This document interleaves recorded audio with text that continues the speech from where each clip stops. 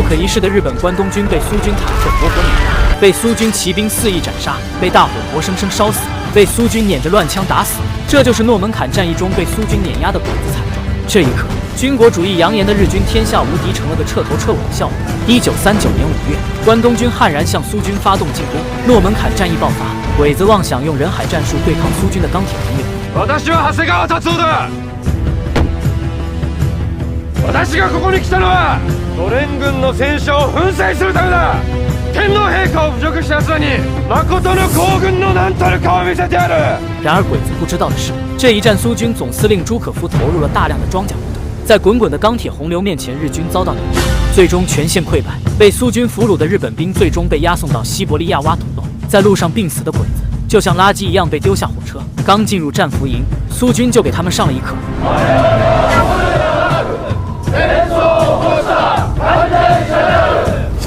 我々は献身的な労働と思想強化によりソ連への恩を返す。我々は献身的な労働と思想強化によりソ連への恩を返す。接着，苏军长官直接找到长谷川陈雄。Для подтверждения вашей готовности глава японских мерзавцев полковник Хасагава Тацио должен подойти сюда。陈雄看着被践踏的帝国国旗说道：“我々は労働者でも犯罪者でもない大日本帝国のおいたかき皇軍だ。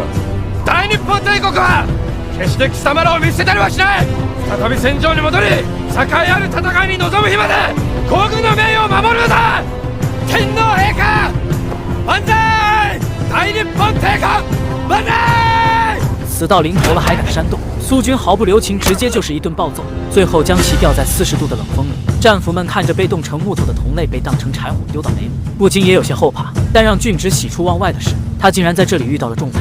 原来当初仲泰几人没能成功逃走，而是遭到苏军俘虏后来到了这里，能再和他们相遇，俊直十分高兴。此时一头以前在军营里经常欺负仲泰的鬼子窜了出来，他以为现在他还是曾经高高在上的日本人。おい朝鮮人、いいジョンで、おいおいおい、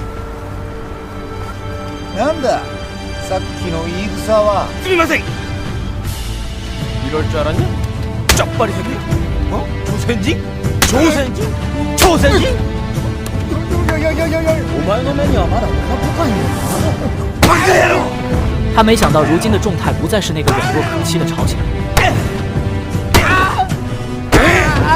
ここは黒部なんでも野茂なんでもない。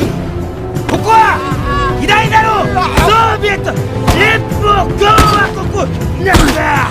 ここでは俺が大佐で俺が天下だ。分かったか？分かったか？分かったか？新手人家こいちょっぱりできた。俊直此时才知道仲泰已经成为战俘中的管理者，苏联人像养狗一样，还给他起了个新名安东。仲泰现在的样子让俊直感到陌生，不过懂得左右逢源的人确实到哪都混得好。不管怎样，只要好友还活着，俊直十分开心。晚上已经冻僵的陈雄被背回宿舍，鬼子跪在仲泰脚下，祈求他让陈雄烤火，不然他会死的。仲泰说死了那就送到焚化炉。所有的鬼子见状，只能将自己的外套给陈雄盖上。随后，仲泰带着俊直到战俘营里最暖和的地方喝酒，这里是战俘营的焚尸炉。仲泰语重心长地告诉俊直：“这말하죠. 여기서 동상 걸리면 저 친구처럼 땔감 되는 거야. 준식아, 너도 이거 다리가 생명이니까 관리 잘해라 여기서.” 第二天，命大的陈雄活了过来，并且恢复成军官那副趾高气扬的模样。但同是阶下囚，朝鲜人已经不再听他的话。宗教要拝もせず一日を始めるのは皇軍に対する冒涜だ。ここでも例外はない。整理しろ。キム・ジュンシク言ったわけ。待て。キム・ジュンシク言ったわけ。俺たちはもうお前の部下じゃない。覚えのない罪で連れてこられ、無理やり皇軍にさせられただけだ。ソ連がお前たちに思想強化する権限がないよ。俺に救助要拝を強要する権限もお前にはない。覚えておけ。今から俺は金俊식一等兵じゃない。朝鮮のマラソン選手金俊식だ。丢了面子的陈雄暴怒，但俊直也不会忍让，两人直接大打出手。日本兵和朝鲜人上前帮忙，最终演变成日朝群殴。苏联军官看他们还有力气打架，直接丢出一把刀子，而两人动起手来毫不含糊。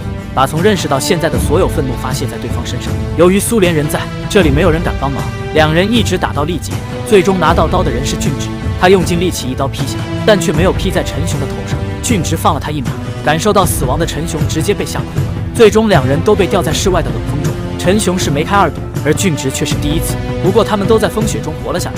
此后日本人和朝鲜人也没有再发生过冲突。战俘们终日为苏联人劳作，他们不知道这样的日子有没有盼头，也不知道下一个被丢进焚尸炉的是不是自己。这天俊直的好友光宗被冻伤了脚，他嘴上说着没事，但其实在这冻伤脚等于宣告死亡。果然晚上苏联军官过来例行检查。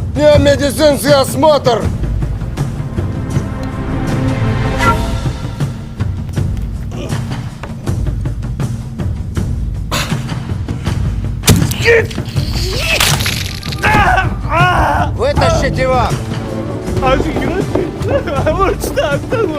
被查出冻疮的光宗被活着扔进焚尸炉，而俊直认为之前那个热心仗义的仲泰，如今对朋友的死却十分漠视。这天有一名朝鲜人逃跑，苏联人命令仲泰将他抓回来。仲泰在厨房抓到他正在偷面包，而这个人不仅是俊直，也是仲泰最好的朋友。但苏联人进来后，仲泰却是直接吹响哨子出卖了他。最终俊直亲眼看着仲泰将好友送上绞刑架，气愤的俊直直接质问仲泰：权力难道比朋友的命还重要吗？ 너 이런 놈이었어? 네가 인간이야! 그럼 나 인간 아니야. 나 네가 아는 이종대 아니야! 안돈이야 안돈! 나 안돈이라고 이 새끼야! 다시 한번 너 저것들 보는 데서 이딴 짓 하면 그때는 진짜 죽을 줄. 俊直第一次感到人心比这战俘营还要寒冷，而这天陈雄也感到世态炎凉。由于日本偷袭珍珠港，太平洋战争爆发，日本人忙着跟美国开战，苏联申请的战俘交换遣返计划被否决。在西伯利亚的这点零散日本人彻底被他们的天皇遗弃了。 И она совсем не будет обращать внимания на вас. そんなことを信じるとでも思ってるのか。皇軍は天皇陛下の石子だ。親はこう捨てたりはしない。 Ну, конечно, ты не захочешь поверить в реальную ситуацию. Бедные наивные дети императора. Ты умрешь в камере крематория. 这天，仲泰在监工时失手杀掉一个日本人，陈雄气得上前与仲泰扭打在一块。陈雄不敌后，看不过的俊直上前阻止，与昔日好友扭打在一块，最终引发了战俘们集体群殴，这让苏联人认为是战俘暴乱。苏联人决定将挑事的全部枪决。第一批战俘被枪毙后，轮到了俊直和陈雄。仲泰亲眼看着好友被绑上柱子，仍没有向军官求情。当他们闭上眼等待死亡时，警报声突然响起，接着大批卡车开进战俘营。原来，由于莫斯科保卫战进入反攻阶段，苏军决定把一切可征召的力量送往前线，尤其是这群鬼子是最好的炮灰。苏军要求愿意归顺的立马穿上制服，而那些不愿意归顺的，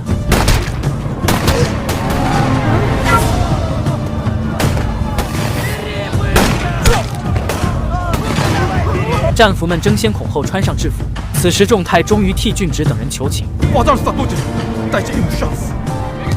Отвяжите их! Спасибо большое. Ты люди Советского Союза. 俊直和陈雄又在死亡线上走了一遭，最终他们被直接投入莫斯科战场前线。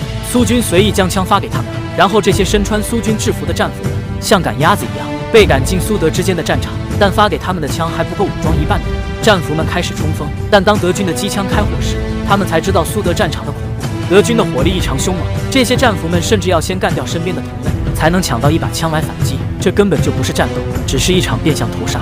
战场上的俊直又救了陈雄一命，但自己却被炮弹炸伤耳朵。俊直疼得受不了，却仍被苏军拎起来驱赶向前。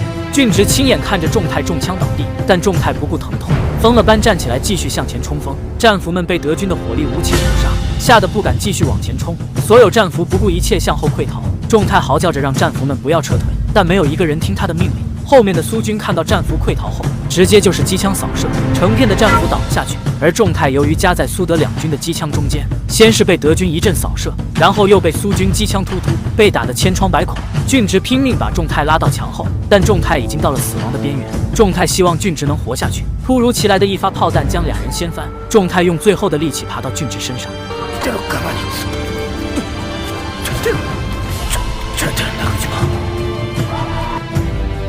苏联军官一枪一枪击杀逃跑的战俘。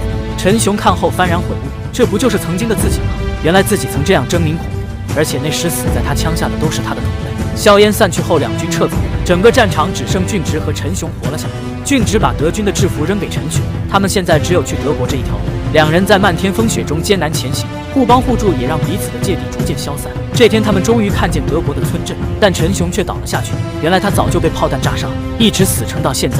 俊直立即背起陈雄，两人走到废弃的居民房子里，将陈雄安顿好后，俊直决定出去寻找药品，却碰到了撤退的德军。他以同盟国的身份请求德军帮助，但由于语言不通，加上他又身穿苏联军装，最终被德军强行带走。